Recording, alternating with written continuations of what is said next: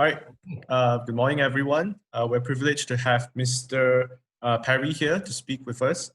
He's highly regarded for his expertise in education leadership, and his vast experience includes high-level positions with secondary and vocational institutions throughout Australia, the Middle East, the US, India, and China.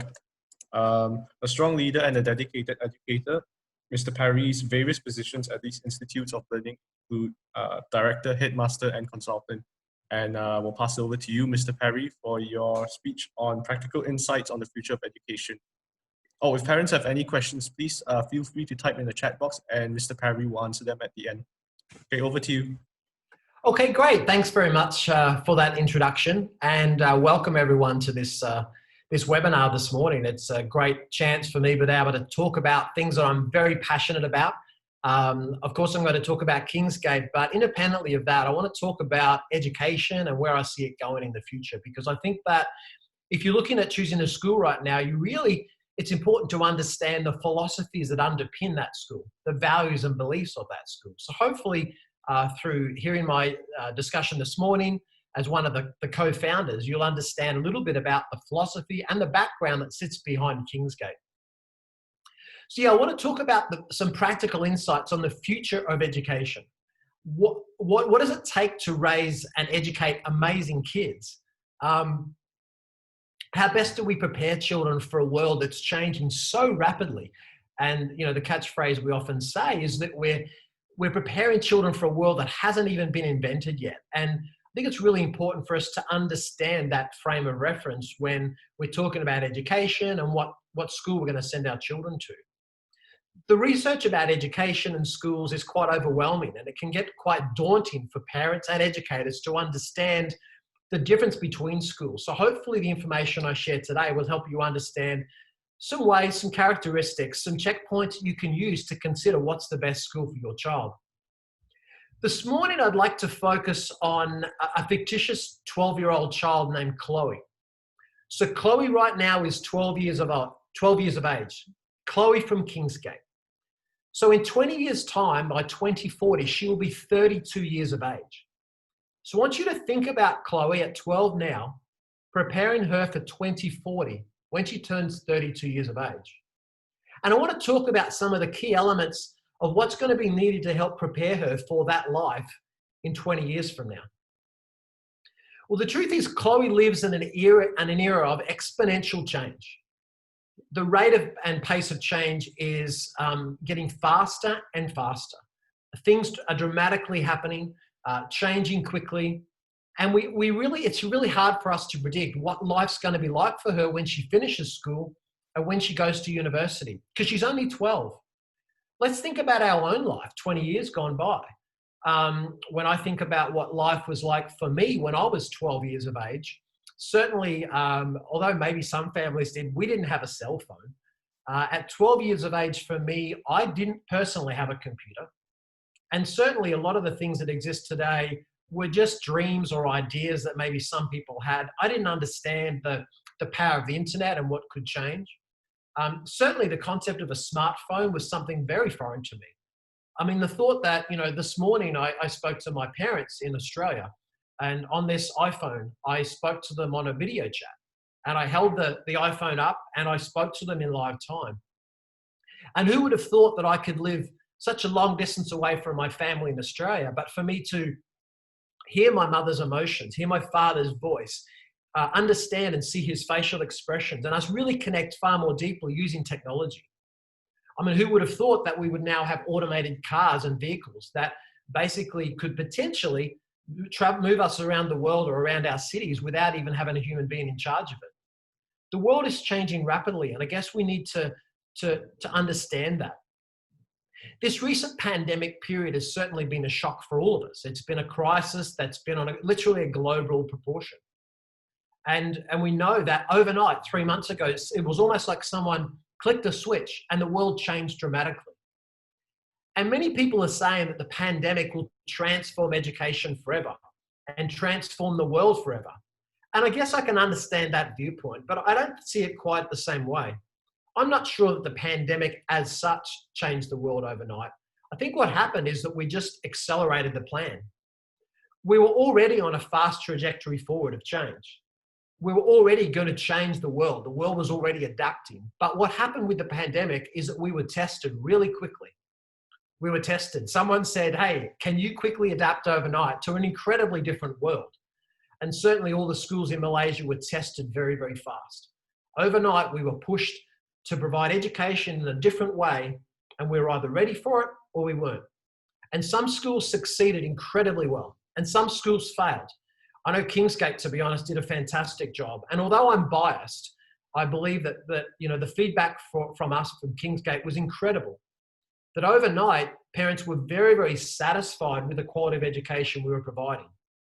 Why did that happen? I think the schools that succeeded in Malaysia were the schools that had very strong management that could adapt. So they were able to meet the challenge head on. They weren't scared of the situation. They were well prepared. They were proactive, and they had great relationships with their staff. I think the other difference for Malaysian schools that succeeded were those that had great teachers. Suddenly, overnight, the facilities didn't matter. It didn't matter what your facilities looked like. It was that relationship between the teachers and the children that really mattered. So if the relationships between the teachers and the children and the parents were strong before the MCO period, then that was really strong and helped make sure that the school succeeded in coming weeks and, of course, months afterwards. So the quality of teachers and there was very important. And as the relationships, the connectedness that existed between families and schools were important. I saw it, and I'm sure you did. Many complaints online from parents about schools that were or were not succeeding in supporting the children. But certainly I heard a lot of very positive things across many schools in Malaysia. And it was the same thing. It was things like, our school cares about us. Our teachers care. Our teachers are going extra steps. I mean, some of our teachers were working 10 to 12-hour days to prepare and make sure that children were still getting the very best quality of education that they could. And I think that's what was, those three areas were the key difference for schools that succeeded and schools that didn't. So back to Chloe. I mean, Chloe at the age of 12 needs to be ready. There's this term often used today called future shock. We can't have future shock. I mean, Chloe at the age of 32, if a new technology comes in that changes her workplace or changes her industry overnight, she needs to not have future shock. I mean, we've all seen it before, haven't we? Maybe we've experienced it ourselves, where a person said, "Well, I don't want one of these silly smartphones. I just want a phone that makes phone calls," or "I don't want this technology. That's not for me." And I respect that choice. But the truth is, Chloe needs to not have future shock. She needs to be able to adapt to any of those rapid changes as they come forward. She needs to be open to it. She needs to be critical of it and push back as necessary, but she needs to be ready to take it on board. Not to be a victim of the technology, not to be a victim of the changes, but to be someone that can truly embrace it and use it to make a difference and help her succeed. Chloe needs to be a realistic optimist, I would describe it. And myself as an education leader and someone that sets up and operates schools, I believe I'm innovative. I believe I'm optimistic, but I'm also realistic as well. So I judge new ideas carefully. What I found interesting during this MCO period is all of our schools were inundated with technology companies trying to sell us new technology. Oh, please use this. This is fantastic. It's animation. It's got flashing lights and it does these incredible things. Well, that was exciting, but we needed to be critical of it as well. Did that technology accelerate outcomes for kids? Did it improve student achievement? Or was it just some kind of silly idea that engaged children for 5 minutes, but didn't really teach them anything? I think that was another interesting test of schools and test of education technology. And again, some schools and some technology companies succeeded, but some failed. Chloe needs to be an optimist, but she needs to be realistic as well. She needs to be able to believe that 90% of the world is great and good and be really positive about the future. But she also needs to be cautious and filter some of the new things that come forward and make independent decisions about what's right for her industry and for her future as well. In my opinion, I'm not a doomsday person. I think that right now, in terms of the history of the world and human history and time, it's one of the most exciting times of the world to be alive. I mean, the things that are happening right now outside the pandemic are incredible. And as I said, what happened is the pandemic accelerated some of those things. I mean, who would have thought that factories overnight that were previously building motor cars would have retooled and be making ventilators? I mean, that's exciting to me that some of us human beings and industries and companies were tested. Could you pivot? Could you adapt? And could you succeed? I think that's what Chloe needs to understand, that she needs to be really good at dealing with the wonderful mess that is the real world. My grandmother died a few years ago at the age of 97, and I remember talking to her about changes. And she talked about a wonderful mess. The fact that there's been times when in her history and lifetime that the world hasn't been particularly smooth or simple. But you know what? She made it through. And she either caved into it or she took these crises as opportunities to make a difference. I mean, the future is not what happens to us. It's what we create from it. And that's what we really need to have, is Chloe needs to have that mindset that she's going to be a creator of change, not a victim of it. We need to be innovative thinkers, and we need to have a solid base that we then use to then make changes from. So some of these ideas I'm sharing, I mean, what should you look for in a school? You need to look for a school that embraces a lot of these ideas, embraces this way of thinking. You need to have a school that believes in lifelong learning, that will teach Chloe to learn beyond the classroom, outside when the teacher's not there, beyond the age of 17 and 18 when she graduates. She needs to be a person that can keep on learning and keep on adapting well into the future. I think that's really, really important. So how do schools prepare students for that? I guess we teach them to be critical thinkers. We teach them to be able to apply knowledge and adapt, and to be inquisitive and excited about learning, and enthusiastic and motivated to know more, to learn more, to investigate more.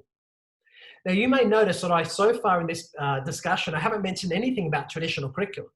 English, mathematics, physics, chemistry, science, etc. Well, don't get me wrong, those things are all incredibly important. But your job at the moment is to choose what's the best school for you.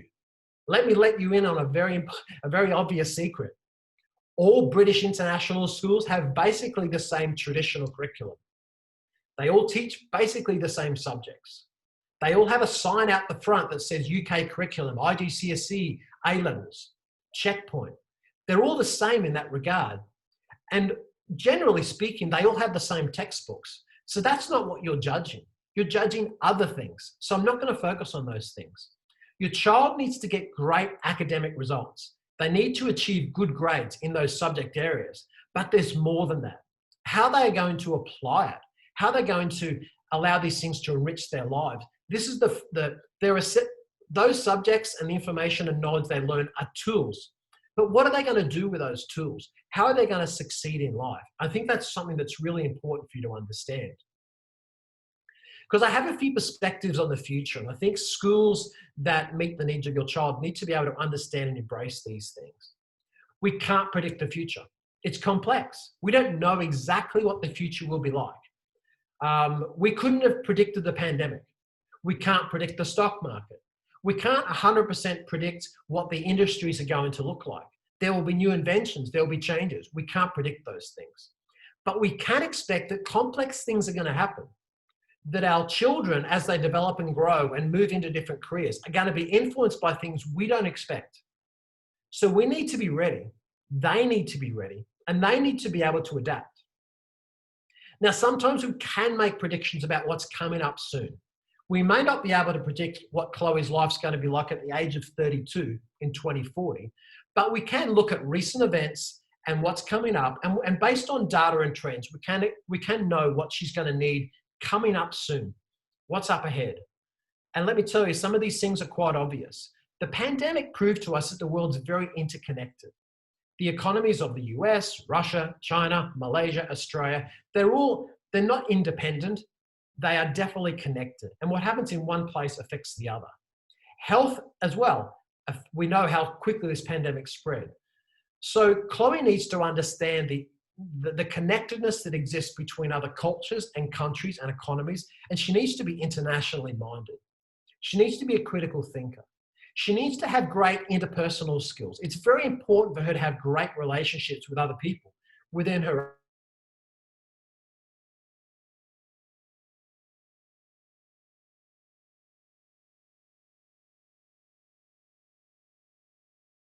predict to be the shortages in careers in the next 5 to 10 years? Because we sort of can predict that. We sort of know that there are certain careers that are going to have some shortfalls coming up soon because maybe our education system hasn't prepared children well enough. So we know that there are some vocational trade areas that there's a shortage right now. We know that there's a need for programmers. And again, I won't get into that in detail, but we know that coming up soon, there are some shortages in particular career areas that might influence Chloe's decisions. And it's important to think about that and make sure that you attend a school that can help prepare you for it. We can't predict the future, but we can create it. We can create experiences ahead, and we can counter some of the challenges and solve problems in advance. We can pivot. Of course, that's the new word we use these days. We can pivot and turn a crisis into an opportunity. And I think, again, recently the pandemic has proved to us that if you have those skills to adapt, you can succeed. You have the ability to adapt and find new skills, then you can do very, very well.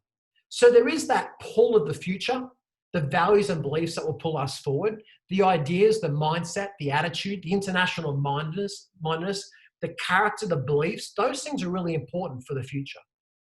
There's also the push of the present.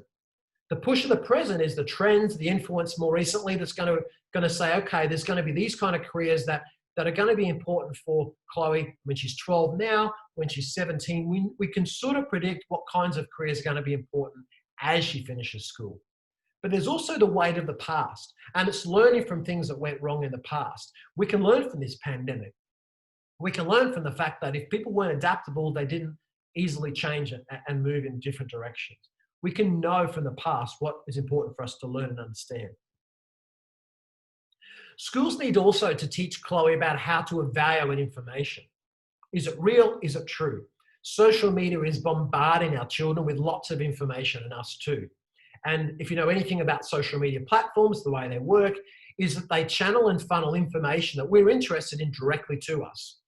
So if I'm interested in a particular topic and I click on lots of articles on the internet's going to keep sending those kind of articles to me because I'm interested and it knows it wants to satisfy my need. That's really important. But on the other hand, it's dangerous because it narrows our view. Chloe needs to be well read from a wide range of different sources. If she only gets her information from Facebook, Instagram, or of course TikTok, she's not going to be well prepared for the future. So we need to be sure that she has good skills in critically evaluating the information that comes to her. She needs to know how to make an idea better. She needs to know that these new innovations that are happening and things that are happening in the area of her industry are good and great, but she needs to know there's got to be a way to make that even better. So there needs to be an acceptance that that's not good enough yet. And I don't mean a pessimistic one. I mean one where she gets excited about new technologies, new directions, but also knows that we've got to have that door and window open because there's got to be a way to make it even better. And Chloe's got to get smarter. Chloe's got to get better with her relationships. She's got to get to know more people. She's got to have bigger networks. She's got to become more and more successful in these key competencies and areas that are really important for her to succeed in the future. I think Chloe also needs to have risk and protective behaviors. She needs to have ways to protect herself from some of these challenging things that are going to face her. Now, of course, the first place she's going to get that is from home. Her immediate family protects and supports her naturally. And that's where it comes from first. But a school is an extension of that as well. And I recommend that parents particularly look closely at a school beyond the academics, but also how well is the school protecting Chloe from these challenges? How supportive is this environment? What's the love and care look like? I mean, I get frustrated when I read about schools that say they're loving and caring and supportive, but they're not in true practice. I mean, I hear terrible things about parents that are faced with challenges where schools are not looking after their children in loving and caring ways. So you need to find that out. And it's not in the textbooks and it's not in the prospectus, or you can't prove for sure that you need to ask other parents. So if you want to find out about a school, ask other parents that already go there and ask these other questions, because the answers around academics and curriculum are probably going to be all about the same. You need to make sure that you understand those other things as well. And this is reflected in different kinds of behaviors. I was talking to a colleague just yesterday about how do we know that? Well, I mean, when you walk down the corridors of schools and you interact with children, you can get a sense of the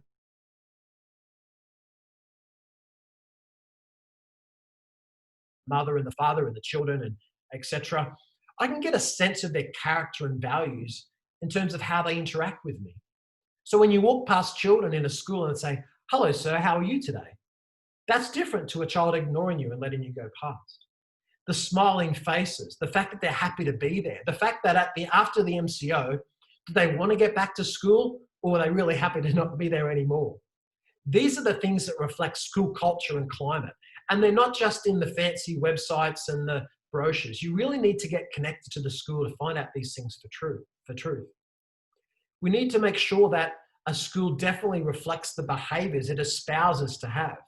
It might say it's a wonderful, loving, caring school, but how do you know? You need to connect deeply and make sure you can figure these things out.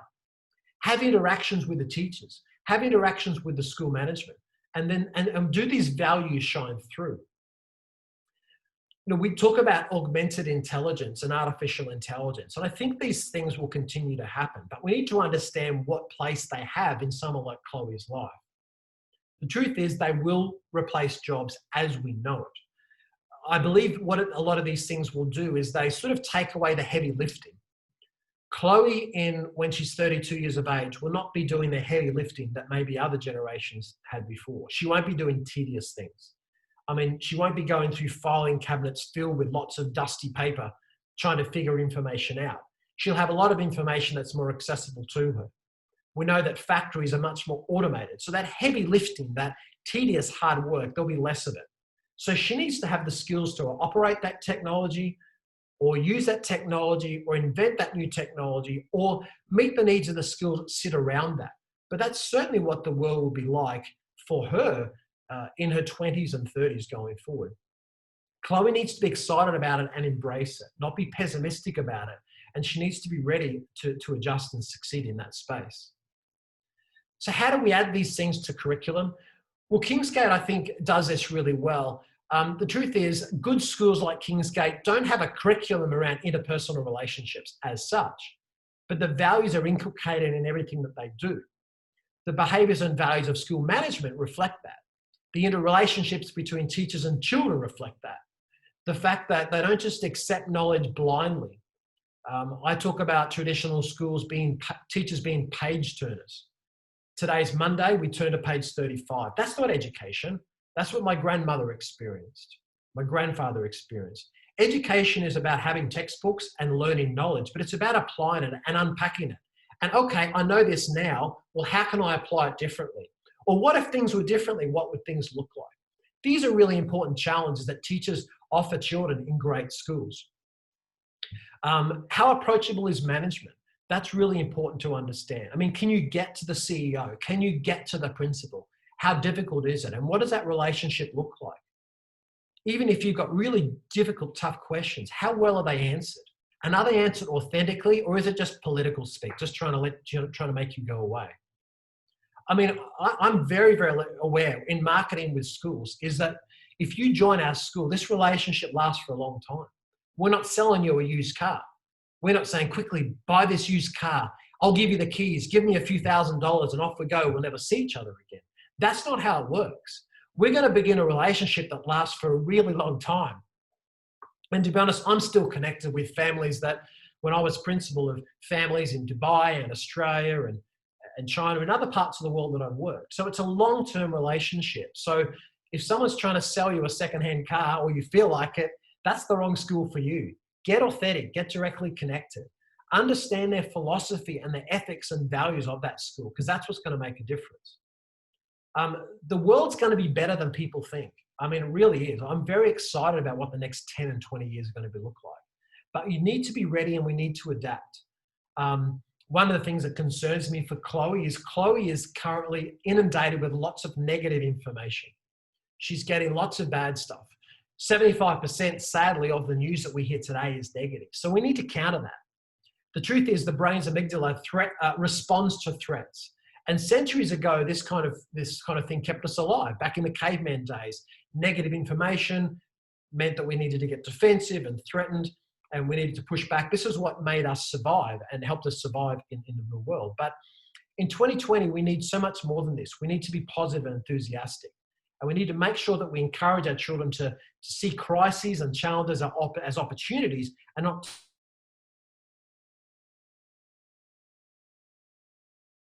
teachers need to smile. Your kids need to come home happy and smiling.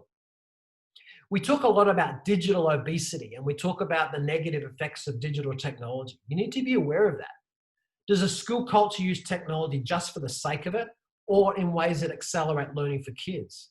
Again, I'm a realistic optimist. I believe that some technology is not good.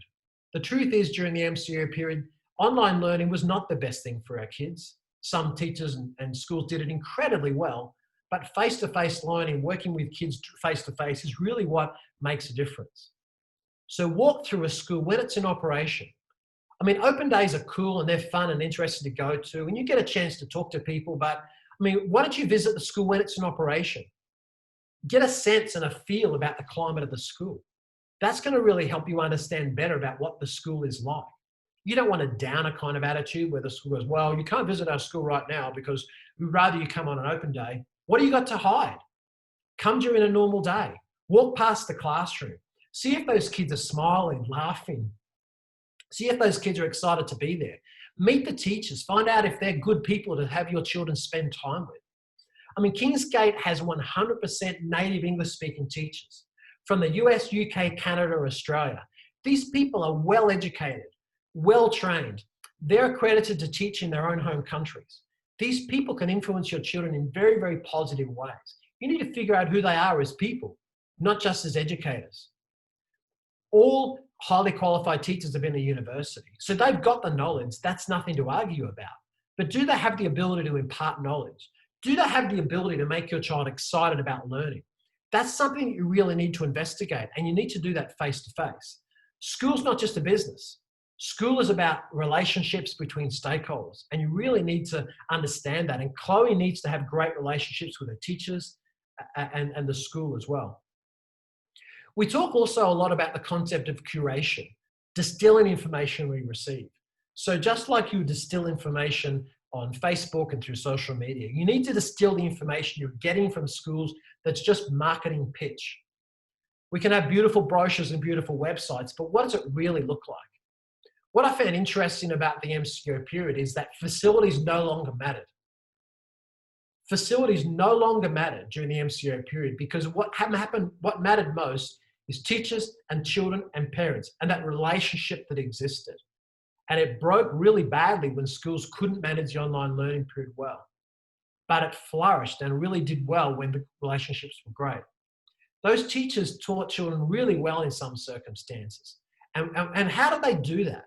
It happened because their ability to communicate and the relationships they created and the extra time and effort that they took. So these things are really important. Now, Chloe needs to have some control over her life. She needs to have some independence. She needs to be able to succeed beyond schooling. I can give you countless examples of incredibly bright children who fail at university. So what happens is there's straight A children at school and they go off to the US, Australia, Canada, the UK, and don't necessarily succeed in those different environments. So they were incredibly well protected and supported in school, but they didn't have independent skills. They didn't have the skills to become leaders. They didn't have the ability to solve problems independently. And that's a gradual process. Let's not throw children in the deep end. But gradually, children need to be able to take control over their own learning. So children need to be supported and encouraged and supervised closely. They need discipline, but they need to love learning independent of you and independent of their teachers. And how does that happen? Not by accident. I know one of the things that we're really excited about at Kingsgate is we have student-led three-way conferences, and they're really interesting. Now, traditionally, parent-teacher interviews require a teacher and a parent have a meeting for 30, 40 minutes. And what happens is the teacher tells the parent the things that the children are good at and they're not so good at. So I just don't think those kind of models are effective. Student-led three-way conferences are different because what happens is the actual child takes control of that process. And the child actually tells the parent what they're doing well at and what they're not doing so well at. So they're independently in control of their own learning.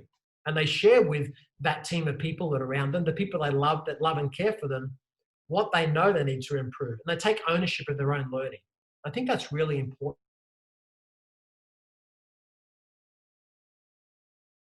In lives, they take control of what they need to do to be successful. They acknowledge that there's information and knowledge that they need to know well. They need to do well in exams and achieve good grades, but they need to be able to have those interpersonal skills, those leadership skills, those soft skills to succeed as well. Now, Chloe needs to be passionate. She needs to be motivated and excited. And she's going to do that when she's more connected to her learning. So if the classroom is traditional and it's just the teacher at the front of the room trying to throw information at the child, almost pour the bucket full of information, then she's not going to be as passionate or excited about her learning. So that's something that you really need to understand, that that's not what international education looks like. And it's not what modern education looks like. She needs to have some control. She needs to be able to participate and have leadership over her own life. She needs to authentically participate. I get very cynical about leadership programs in schools where we pretend leadership, where committees are set up where children can pretend making decisions over what's going to happen in the school. Real experiences is what teach children how to lead. I mean, during this pandemic crisis, leaders have been having many meetings. And these leaders of the world and of our countries haven't been walking into meeting rooms with answers. They've been meeting together and with questions, challenging each other, playing devil's advocate, throwing around opposing ideas. This is what good decision-making looks like. And it doesn't happen by accident. Children need to learn that as well. Authentic participation in real-world problems is very important. I think at Kingsgate, one of the other things that we're particularly proud of for parents is that we're very accessible. And I've said before that strong management is incredibly important. You need to have, when you're looking at schools and deciding what school's right for you, you need to make sure that you have access to management and you can participate and have input. We have this interesting process called Directors Roundtable. Some people think we're crazy. What happens is once a month, parents, whoever they are, it doesn't matter, there's no agenda, parents can come along and meet directly with the directors, with me, with Shanna, with Michael, the principal, and ask questions directly about the school and what's happening. Challenge us, asking us those difficult questions on the spot in front of other parents. We're not afraid of that. We're not afraid about the fact that parents can participate in management of the school. We listen. It's a service industry. And as I said, this is not a relationship that lasts a minute. This is a relationship that lasts 10, 12, 13 years sometimes.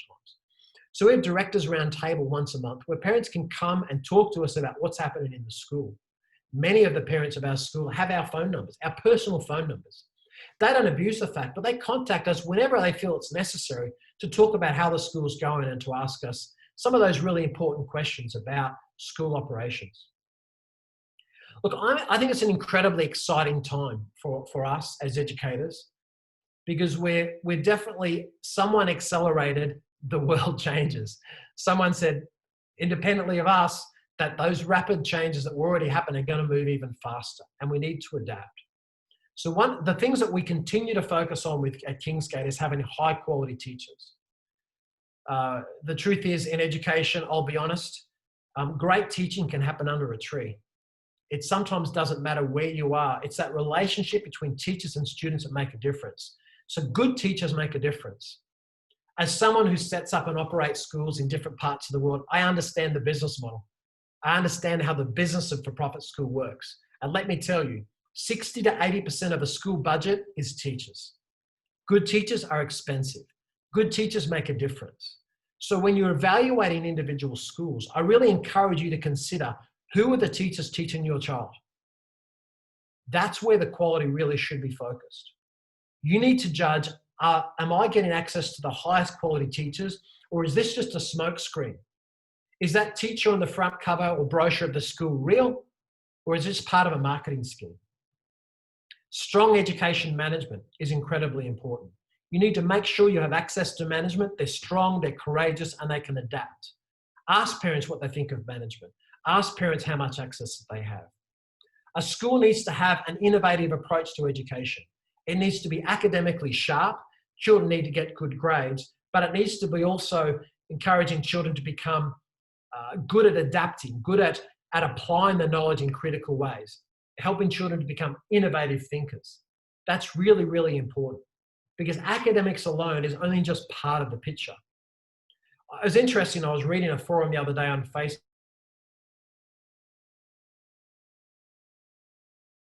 and they were judging a school's performance based on how many A results were happening in that school.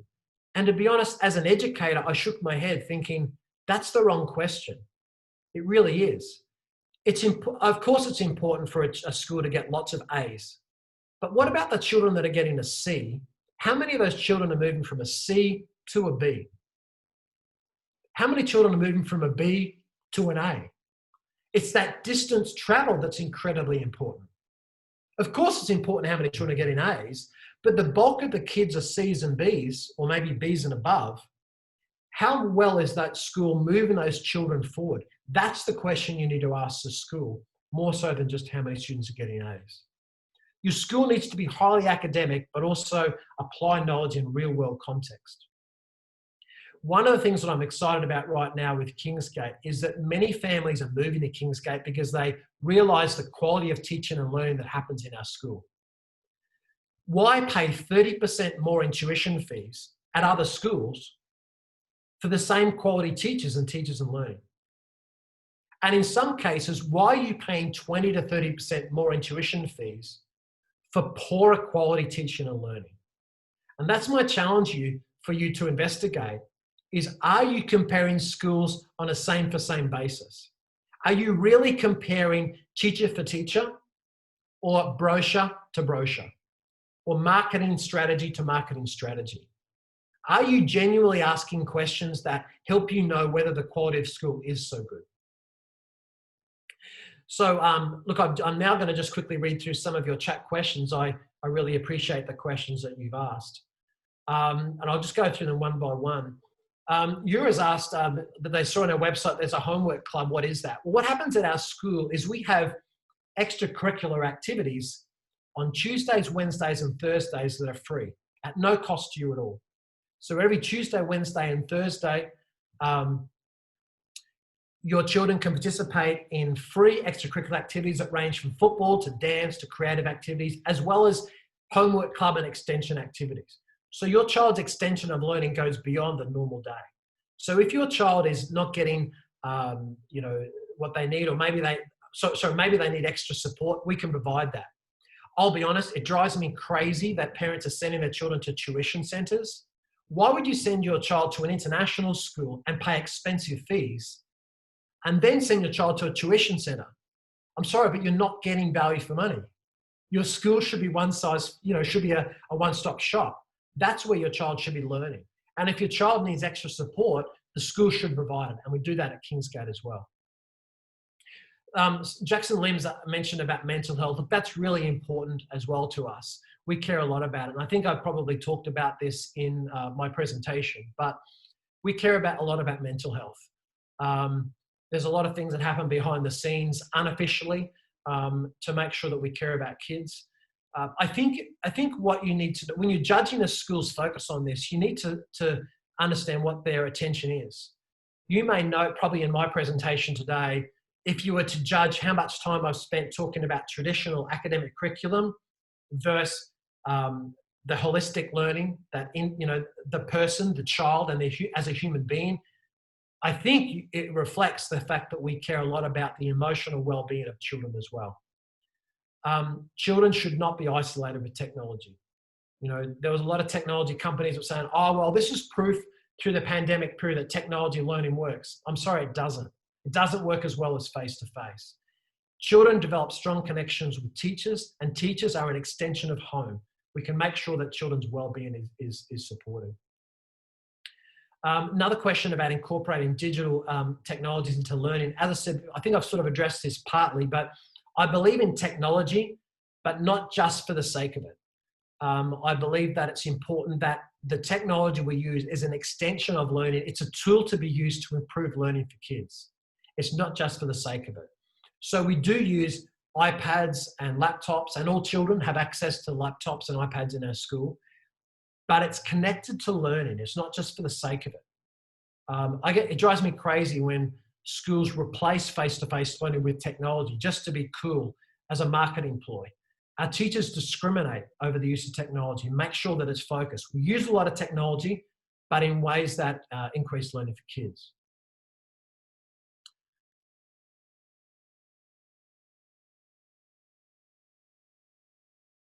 Too much. Look, I think it is about balance. I think that during these MCO periods, your children have probably spent more time online than you would have liked them to. And I think that's really important that you be careful about that. Don't be afraid to be a parent. You're not their friend. I have 2 boys. I'm their dad. And there's some things I'm strict about. Don't be afraid to do that. And we say to our teachers as well, care and love the kids, but you're not their friend. So it's about balancing discipline. It's about framing it in a nice, supportive way. It's not about using coercion and a big stick approach. It's about showing the kid that your discipline is about you loving them so much that you put some restrictions around it. So give them some online time, but make sure, negotiate that this is a balance. And where possible, help them develop protective behaviors and don't let them just have a free-for-all. Another question is about how do we instill a similar mindset into our teaching and support staff? Well, the truth is we're really hands-on. I have a business. I have a company that sets up and operates schools, but we're really hands-on. Shanna's very hands-on. If you ask any of our parents in the school, they have her phone number. They text her if required. The principal has direct access to parents on a regular basis. We're a community. We reach out for each other. Let me tell you a really sad story. One of our teachers lost their husband last year, and it upsets me to think about it. But in many ways, again, our school was tested. Our school's character and values were tested by crisis, and it pulled us together. That's how we inculcate these values and beliefs. The MCO period was stressful for all of us. It was stressful for all of us who were away from our families and friends, but in many ways it showed that our families pulled together. They were connected. We were in touch with our parents, and they really enjoyed being a part of a tight community under a crisis. I think that's how do we instill a similar mindset in our teachers? That's how we do it. Another question is how do teachers prepare our students to create a future? How do we ensure that they get the right teacher for the job? Well, we certainly are very careful in our recruitment process. And to be honest, we're a little bit different. I've never shared this story before, but let me tell you a real story about how we select our teachers. Our teachers our principal interviews teachers. Shanna, my wife and partner in global services and education, she interviews the teachers, and our teachers also participate in the process. So we have a very thorough and comprehensive process where their colleagues interview the new teachers coming in, because we want to know whether this teacher can fit within the team. We want to know whether this teacher is going to be supported by their colleagues, because it's not just about the certificates. We all know they're qualified. They don't get an interview unless they're qualified, but we want to know the other stuff. And so teachers make a judgment about whether they're going to be a part of the team. And that's really important. So we also continue to support the teachers by observing them and supporting them, not in just a top-down kind of process where it's big stick, where we're evaluating teachers constantly in a top-down negative way.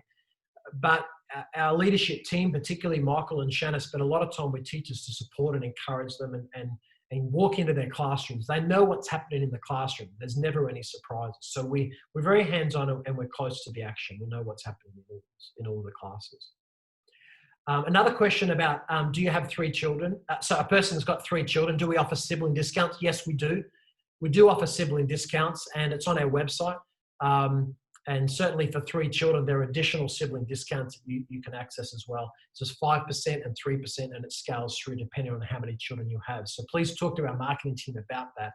And we've actually got some significant discounts on right now for those that are participating in this webinar. You'll be able to talk to the admissions team in the next couple of hours and find out exactly what those discounts are. And another person's asked a question. They're at another international school in another location. And I've been talking about relationships with teachers. She's concerned about teachers changing school every 2 to 3 years and how do we manage those relationships. Look, that's very real. And look, again, if you ask some of the other schools right now, they might tell you some silly lies that the truth is the expat foreign teachers are going to be there forever. The truth is they're not. The foreign teachers, are from Australia.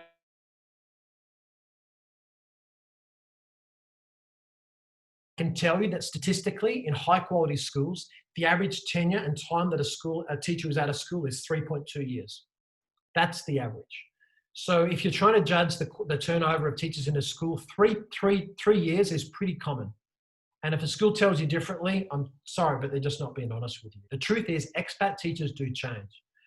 So how do we maintain quality there? Of course, we have overlap and we have a very thorough orientation program. We make sure that when a teacher arrives at our school, they understand this is how we do business around here.